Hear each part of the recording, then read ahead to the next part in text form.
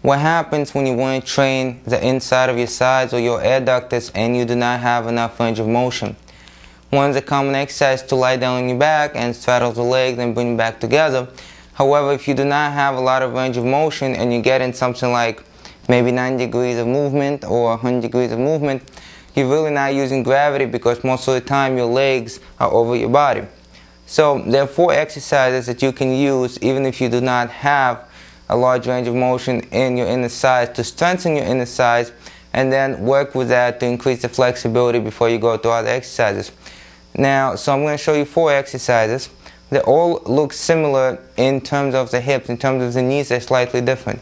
Okay. First exercise is a wide squat. Okay. So what you do here is you bring your legs as wide as possible so that your knees would go over your leg. You squat down and you come back up. In a regular squat, you have to bend forward slightly from the hips. That's because otherwise the knees are going to go too much forward and your heels are going to lift. In a wide squat, you don't have to do that. You can keep your body completely vertical. Okay, just make sure that your knees go over the direction of your feet. You do not want your knees to go in. You do not want your knees to go out. Have one knee in, one knee out. You want the knee to go exactly in the direction of your toes. That's how you want them to go. If you feel like you're doing the squat and your knees are going in, that means that your legs are too wide and you need to bring your legs together. Okay, this is fine too. Okay, so the first exercise is the wide squat. It works a little bit of your hamstrings, it works your quadriceps, but it also works your inner thigh. Okay. Second exercise is a deadlift.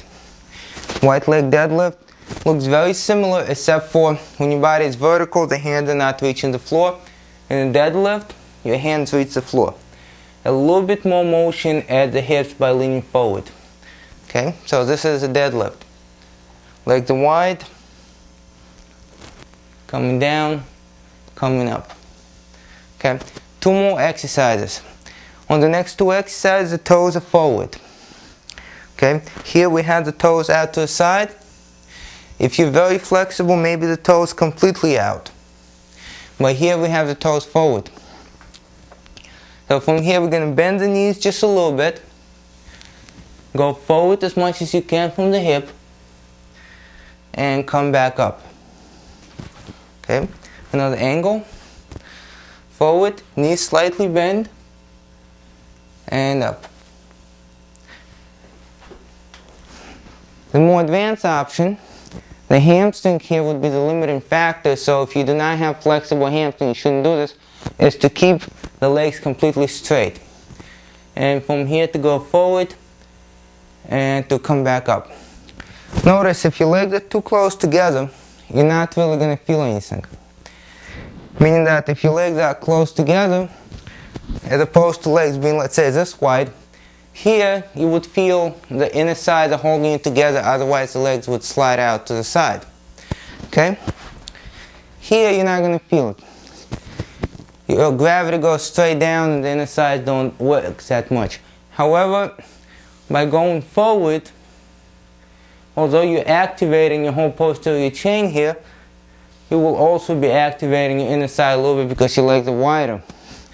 Just like any good forward bend, make sure you go from the hip, only from the hip.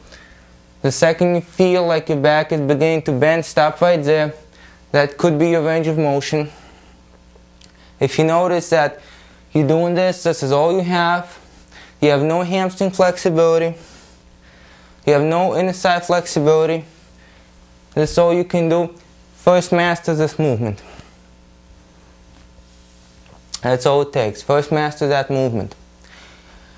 Then begin to work on the flexibility by trying to lean forward as much as you can. Maybe place your hand in a chair or yoga block. Stay in this position, relax the hamstring. You're going to go forward a little bit more. Okay. At the same time, once you have mastered the basic movement, nothing hurts, you have good solid movement, you can use a dumbbell or a barbell to actually add more weight, more resistance. Okay? And then go from there. Notice, when your muscles are warm, they're going to let you stretch them a little bit more. So in conclusion, 4 exercises. The goal of all of them is to target the inner thigh, if you don't have a lot of flexibility in the inner side in terms of strength. Okay, we have squat, okay, wide squat, body vertical. Once the hands go to the floor, it becomes wide deadlift. Another angle, wide squat, body vertical. If you do not have a lot of flexibility, instead of regular squat, bring the legs a little bit wider. Okay, a little bit wider. You might have to go forward a little bit more than you would in a really wide squat, but that's fine as well. Okay, after that we have the deadlift. In the deadlift, once again, if this is your regular deadlift, you want to engage the inner side a little bit more, bring the legs a little bit wider.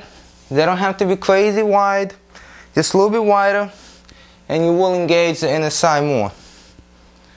And the last two exercises, we're going to bend forward with the knees slightly bent. Bending forward with the knees slightly bent. And bending forward with the knees completely straight. Once you have mastered some range of motion with the knees bent. Okay?